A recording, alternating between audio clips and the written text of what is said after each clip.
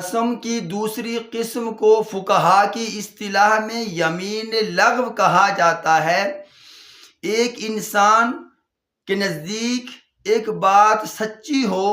اور وہ سچ سمجھ کر قسم اٹھا لے، یا کسی کے ذریعہ سے بات پہنچی، اس پر اعتماد کر کے اس نے قسم اٹھا لی کہ ایسا ہے، یا بلا قصد بلا ارادہ زبان سے قسم کے الفاظ نکل گئے، اس کو یمین لغو کہیں گے۔ اس پر کفارہ نہیں، اس پر بھی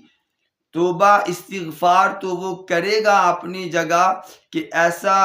کیوں ہوا، لیکن کفارہ جو 3 کفارے ہیں، 3 درجے ہیں کفارے کے، جو یمین منعقدہ پر وہ ادا کرنے ضروری ہوتے ہیں، وہ کفارہ یہاں بھی لازم لاگو نہیں ہوگا۔